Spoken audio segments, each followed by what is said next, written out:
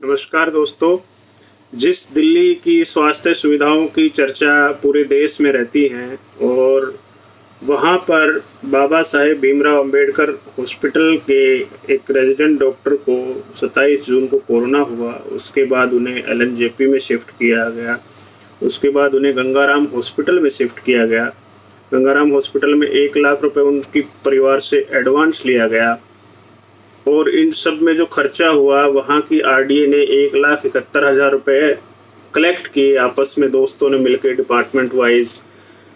क्योंकि ऐसे जो फ्रंट लाइनर्स हैं, जो आपकी इस लड़ाई में सबसे आगे खड़े हैं, जो रेजिडेंट डॉक्टर्स नॉन अकेड जेआर थे वो, क्योंकि उनकी जो जॉब है वो परमानेंट जॉब नहीं है, इसलिए उन्हें हेल्थ बेनिफिट्स नहीं मिल रहे हैं। इस महामारी के दौरान भी ये भेदभाव हम नहीं मिटा पा रहे हैं। जो हमारे लिए सबसे आगे इस लड़ाई में खड़े हुए हैं, उस लड़ाई को लड़ते हुए बीमार हुए हैं, उनके लिए घोषणा की हुई है कि 1 करोड़ रुपए दिया जाएगा, लेकिन उसके इलाज के लिए खर्च जो होगा वो परिवार अपने आप कैसे करेगा। उनके जो आपने 1 करोड़ मरने के बाद दे रहे हैं, आप उसके इलाज के लिए भी तो उसकी सुविधा, ताकि वो ना मरे, उचित इलाज उसे टाइम पर मिले, परिवार को इधर उधर हाथ न फैलाने पड़े, तो इसके लिए सरकार को सोचना चाहिए। मेरी अरविंद केजरीवाल जी से और जो दूसरी जो सरकारें हैं, हर सरकार से अनुरोध है कि जैसे आपके मंत्री जो हैं 1 मिनट में हर जगह वो शिफ्ट हो जाते हैं, सबसे बेहतर उन्हें इलाज मिलता है, इन कोरोना योद्धाओं को भी उसी तत्परता से आप इलाज कराएं। इनको परमानेंट कॉन्ट्रैक्ट इस चक्कर में ना उलझाएं, उस पर भेदभाव ना करें, क्योंकि ये भी मरीजों का इलाज उसी तरह से कर रहे हैं, 24 घंटे अपना ड्यूटी कर रहे हैं और बिना किसी भेदभाव के इलाज कर रहे हैं। तो इनके साथ अगर ऐसा होता है तो हम सब का मनोबल टूटता है। बहुत दुख हुआ यह जानकर। आप सब लोगों को इस बारे में मदद करनी चाहिए और जल्द से जल्द परिवारों की मदद करनी चाहिए। पूरी नीति बदलनी चाहिए। एक एक केस करके लोग आपके पास आए वो गलत है और ऐसा हो भी नहीं पाएगा। बहुत से परिवार बेचारे सफ़र करते रहते हैं। अभी पीछे मैंने डॉक्टर जावेद का पढ़ा, उनके भी इलाज में इतना खर्चा हो चुका है, लेकिन वो नेशनल हेल्थ मिशन से थे, इस वजह से उनकी भी कोई मदद नहीं की गई। ऐसे ही मोहल्ला क्लिनिक के डॉक्टर अगर बीमार होंगे और उनको बहुत सी जगहों पे तनख्वाह भी नहीं मिल रही है, ये कौन सा हेल्थ मॉडल है, ये समझ नहीं आ रहा है कि जिसकी पूरी दुनिया में चर्चा है। वहाँ के डॉक्टर्स को ही, जो हेल्थ प्रोवाइडर्स हैं, जो आपकी सर्विस प्रोवाइडर्स हैं, उन्हीं को आप तनख्वाह नहीं दे पा रहे, उनको वो अपना इलाज नहीं करा पा रहे हैं। आपके जो नेता हैं उनके परिवारों को सिर्फ एक बार इलेक्शन जीतने के बाद सारी उम्र सुविधाएं मिलती हैं, लेकिन जो डॉक्टर हैं अगर उन्हें बीमारी हो जाती है तो उनके परिवार को उनके हाल पर ही छोड़ दिया जाता है। वो परिवार ही भुगतते रहते हैं। अच्छा हो बुरा हो उसकी कोई संज्ञान नहीं लेता है, कोई उसके बारे में पूछने नहीं आता है। आपको किसी चीज़ की ज़रूरत तो नहीं है। 1 लाख रुपए एडवांस उनसे लिया गया है और जो उनके दोस्तों के ऊपर ही छोड़ दिया गया कि वो अपना पैसा इकट्ठा करें, उसके इलाज के लिए दवाई वगैरह अरेंज करनी है वही उनके लिए अरेंज करें।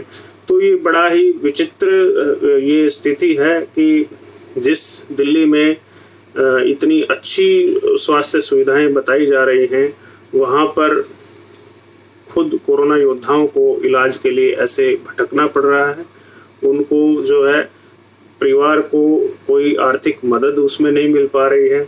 उनके लिए कोई नीति बनाने वाले ने कभी नहीं सोचा कि उनको जो है परमानेंट और कॉन्ट्रैक्ट के बेस पर डिफरेंशिएट नहीं करना चाहिए। जब आप ड्यूटी करवाते हैं तो उसमें तो नहीं करते कि आप जो है कॉन्ट्रैक्ट हैं, आप सिर्फ 2 घंटे ड्यूटी करिए, परमानेंट वाले 10 घंटे ड्यूटी करेंगे। ऐसा तो मैंने कभी रूल नहीं सुना। ड्यूटी करवाते वक्त आप पूरी ड्यूटी करते हैं। Equal work, equal pay, equal rights, ये जो है बेसिक एक राइट है, इसको भी वायलेट करते हैं और इसके खिलाफ कोई कार्रवाई नहीं होती है। कोई हमारे न्यायालय इसके बारे में कुछ नहीं बोलते हैं।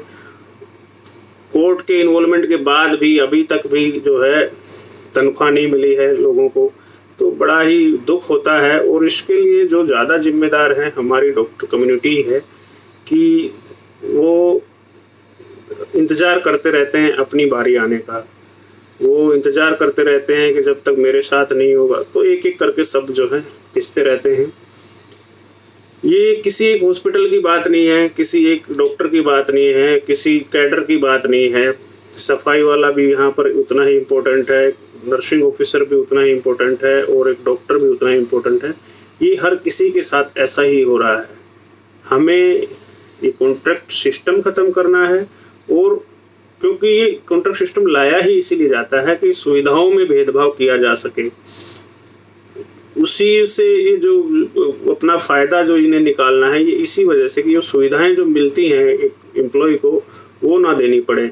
इसी चक्कर में तो अब इस महामारी के दौरान उनको जो आपका इलाज करते हुए खुद बीमार हो रहे हैं, उनको इलाज के लिए ऐसे बेचारों को भटकना पड़ेगा। तो ये तो बिल्कुल भी जो है जायज़ नहीं है, बहुत ही गंभीर। इसका जल्दी से जल्दी जो है मुख्यमंत्री जी को और प्रधानमंत्री जी को संज्ञान लेके इस परिवार की उचित मदद करनी चाहिए। आप सब से अनुरोध है कि आप अपनी बारी का इंतज़ार ना करें। जो लोग आपके लिए इस कोरोना महामारी से लड़ रहे हैं, उनके लिए आवाज़ उठाएं। उनका परिवार शायद नहीं लड़ पाएगा, आप लोगों का साथ उन्हें चाहिएगा।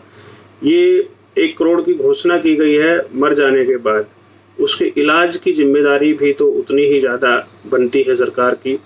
ये सरकार का ही फ़ायदा है, अगर वो नहीं मरेगा, आप उसको अच्छा इलाज मिल जाएगा तो आपको 1 करोड़ नहीं देना पड़ेगा। तो आपका अगर 4-5 लाख में उसका इलाज हो पा रहा है तो आप इलाज कराइए, उस पर ध्यान दीजिए। आप क्यों इंतज़ार कर रहे हैं कि और हो सकता है बाद में आप कह दें कि अब तो कॉन्ट्रैक्ट वालों को नहीं देंगे हम 1 करोड़ रुपए, ये भी हो सकता है। तो आप सब लोग जो है, सब लोग आपकी सेवा कर रहे हैं बिना अपना कैडर देखे, बिना आपकी अपनी नौकरी देखे, परमानेंट है कि कॉन्ट्रैक्ट पे है।